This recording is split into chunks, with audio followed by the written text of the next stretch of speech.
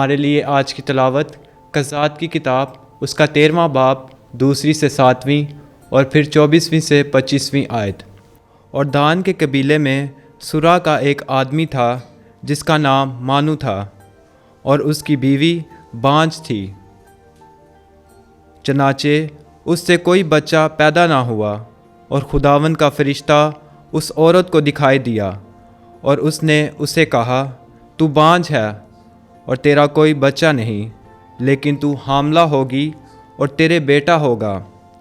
پس اب خبردار رہ، اور نہ میں یا کوئی نشہ آور چیز پی، اور نہ ہی کوئی ناپاک چیز کھا، کیونکہ تو حاملہ ہوگی اور تجھ سے بیٹا ہوگا، اور اس کے سر پر استرا نہ پھرے گا، کیونکہ وہ لڑکا اپنی ماں کے پیٹ ہی سے خدا کا نذیر ہوگا، اور وہ اسرائیل کو فلسطینیوں کے ہاتھ سے رہائی دینا شروع کرے گا۔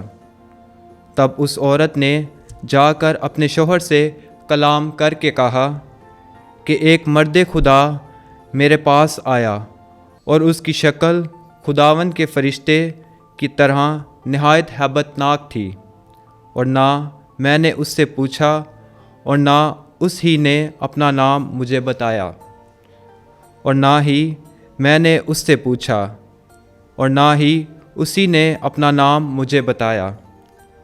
اور اس نے مجھ سے کہا، دیکھ تو حاملہ ہوگی اور تجھ سے بیٹا ہوگا۔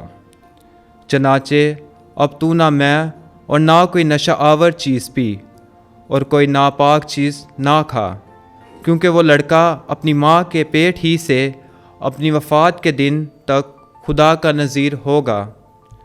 اور اس عورت سے بیٹا ہوا، اور اس نے اس کا نام شمشون رکھا، اور وہ لڑکا بڑا ہوا، اور خداوند نے اسے برکت دی، اور روح خداوند نے دان کے خیمہ گاہ میں سرا اور اشتاول کے درمیان اسے متحرک کرنا شروع کیا۔